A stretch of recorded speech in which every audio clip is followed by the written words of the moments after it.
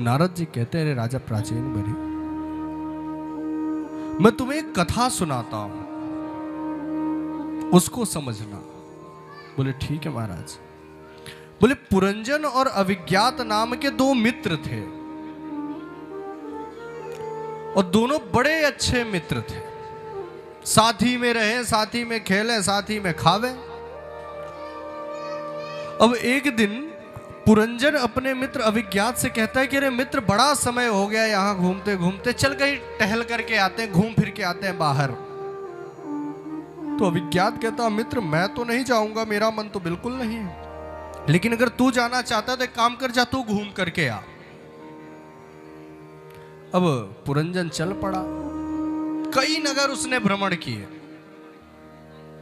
नारद जी सुना रहे हैं प्राचीन बरही को कि उसने पुरंजन ने कई नगरों में भ्रमण किया। कोई 2 द्वार वाला नगर था, तो कोई 8 द्वार वाला नगर था, तो कोई 12 द्वार वाला, कोई 4 द्वार वाला।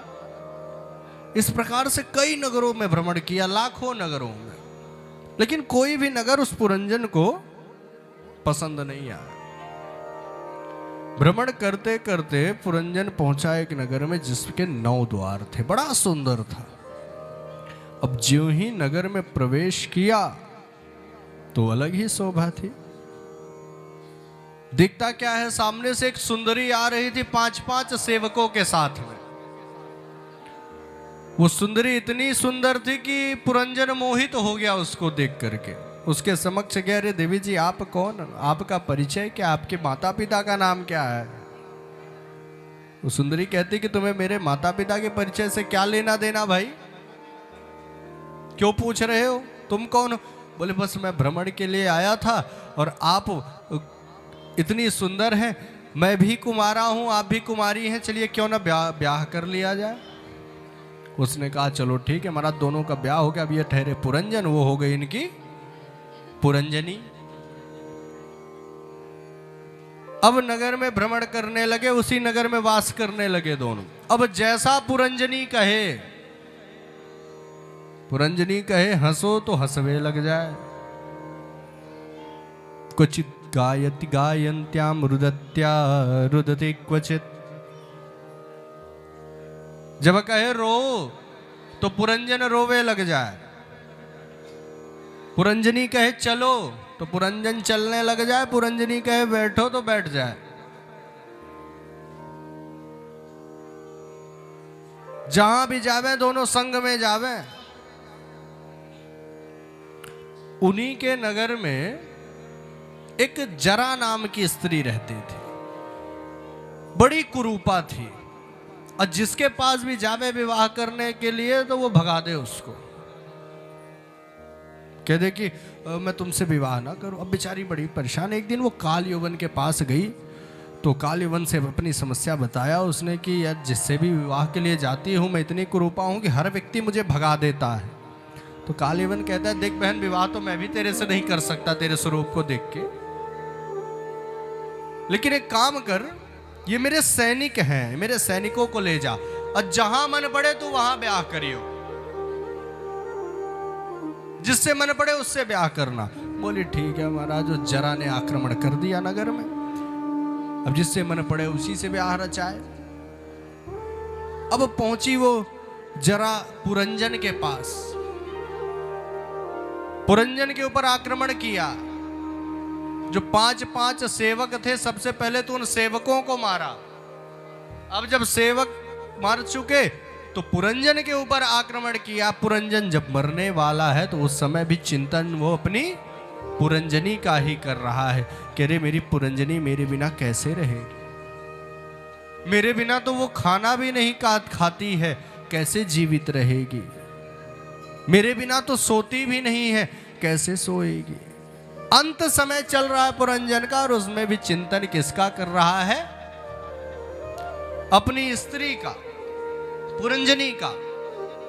मृत्यु भई तो अगला जन्म किसका मिला? स्त्री का मिला। मल्यध्वज नाम के राजा से विवाह हुआ।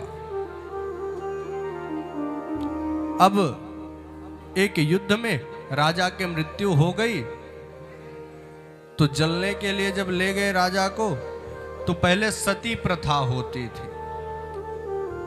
तो ये जो पुरंजन जिसका दूसरा जन्म राजा की पत्नी के रूप में है, वो भी गई सती होने के लिए। अब जो ही चिता में बैठी थी तो उसके पुराना मित्र जो अविज्ञात था, जिसको छोड़ करके आया था, उसको अपने मित्र की याद आई कि मेरा मित्र मुझे छोड़ करके गया था कि घूमने जा रहा हूं, अभी तक वापस लौट करके नहीं आया, तो वो खोज में निकला है। उसने जैसे ही पुरंजनी को देखा तो सब कुछ याद आ गया कि अरे ये तो मेरी पत्नी है, वो मेरा मित्र है, ये यहां सती क्यों हो रहा है। अब दूर से ही आवाज, अरे मित्र क्या कर रहा है ये तू। अब जो उसकी पत्नी सती होने जा रही है उसको कुछ स्मरण तो है नहीं पूर्व का। वो कहती है कि अरे मूर्ख तू क्या कह रहा है, तू मुझे अपना मित्र कह रहा है, मैंने अपने जीवन में अपने पति के सिवाय कभी दूसरा कोई मित्र नहीं बनाया। तू इस अवस्था में सती होने जा रही है और आकर के तो मेरा उपहास कर रहा है। अविज्ञात आया, उसके सामने सारी बातें बताएं कि अरे मित्र तू याद करने की कोशिश कर, हम दोनों मित्र थे, तू छोड़ करके आया था कि मैं घूमने के लिए जा रहा हूं और तू आकर के मुझे भूल गया है। यहां सारी बातें याद दिलाई, उसको याद आ गया कि हाँ मित्र बात तो ठीक कह रहा है। बोले तो चल अब फिर वापस अपने धाम को चलते हैं। अब दोनों मित्र चल पड़े, फिर से अपने धाम में पहुंच गए। तो नारद जी कहते हैं कि कैसी लगी कहानी। तो प्राचीन बरी कहता महाराज कहानी तो बड़ी अच्छी लगी, लेकिन समझ में कुछ नहीं आई कि कहना क्या चाह रहे हैं। नारद जी बोले समझाता हूं। ये पुरंजन और अविज्ञात जो दोनों मित्र हैं, अविज्ञात परमात्मा है, पुरंजन ये जीव है। ये जीव उस परमात्मा से कहता है कि प्रभु बड़ा थक गया तुम्हारे धाम में, थोड़ा सा भ्रमण कर ही आऊं। तो निकलता है तो लाखों नगरों में भ्रमण करता है। कई नगर, अर्थात कोई 4 पैर वाला नगर दिख नजर आता है, अर्थात जानवर का शरीर आता है, कोई कुत्ते का शरीर नजर आता है, कोई 2 आंख वाला नजर, तो कोई 4 हाथ वाला शरीर नजर आता है। किसी शरीर में 8 द्वार हैं तो किसी के शरीर में 12 द्वार हैं। लाखों नगरों में भ्रमण करता, लेकिन पसंद उसको कौन सा शरीर आता है? ये 9 छिद्र वाला, 9 द्वार वाला मनुष्य तन पसंद आता। और वो जीव इसी मानव तन में प्रवेश करता। अब जो ही प्रवेश करता है तो उसकी मुलाकात किससे होती है? एक सुंदरी से होती है। वो सुंदरी कौन है? ये मन है। इस मन से मुलाकात ही तो इस जीव के इस मन से बड़ा प्रेम हो जाता है। अब ये मन जैसा कहेगा, चल तो चल, बैठ तो बैठ, रो तो रो, हंस तो हंस, ये स्थिति इस जीव की हो जाएगी। हम इससे आसक्त हो जाएंगे। जीव इस पे आसक्त, इस प्रकार से पुरंजन अपनी पुरंजनी पे आसक्त हो गया था कि जैसा कहे कहे, हंस तो हंसना पड़ता था, कहे रो तो रोना पड़ता था। उसी प्रकार ये मन जो कहेगा वो इस जीव को करना पड़ेगा। दोनों बढ़िया आनंद से रह रहे हैं इस नगर में। इसी नगर में एक और रहती है, कौन?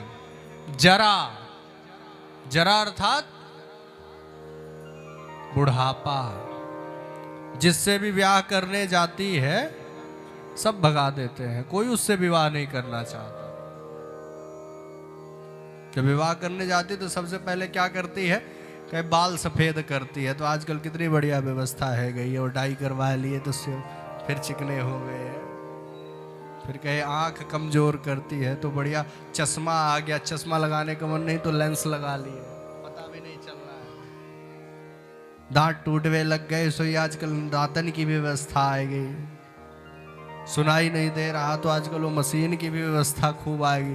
तो जीव खूब प्रयत्न करता है इससे दूर भागने का कि ये ना आए ना आए। तो ये किसके पास जाती है? काल यवन के पास जाती है, काल के पास, समय के पास जाती है। और काल अपने सेवकों को, सैनिकों को भेज देता है समय आने पर। ये जर्याग्रस्त देहस्य, ये शरीर बुढ़ापे में पड़ जाता है और अंत समय में भी ये अपना ही चिंतन करता रहता है मन में कि मेरी पुत्र का क्या होगा, मेरी पुत्री का क्या होगा, मेरी संतान, मैंने जो ये साम्राज्य इकट्ठा किया इसका क्या होगा। अंत समय में भी ये इसी मन का चिंतन करता रहता और अंते मतिशः गति, अंत में जिसका चिंतन करोगे वही गति प्राप्त होगी। और उसके बाद भी संत स्वरूप में आकर के नारायण एक बार तुमको बताएगा कि तेरा ये है वास्तविक धर्म, तेरा ये है वास्तविक कर्म, चल छोड़ छाड़ करके। अब सब कुछ अगर याद आ गया तब तो ठीक है, नहीं आया तो फिर बस घूमते रहो इसी नगर में, इसी में भ्रमण करते रहो। जिसकी जो गति होती है, जैसा जिसका चिंतन करोगे, इन्हीं के वंश में आगे ऋषभ देव की कथा आती। बड़े धर्मात्मा राजा रहे, 100 पुत्र है। समय आने पर इन्होंने जरा से जो है लड़ाई नहीं करी है, बुढ़ापे से लड़ाई नहीं करी है। जो एक जीव का धर्म होता है कि समय आने पर राजकाज का त्याग करके वन में चले जाना भजन करने के लिए,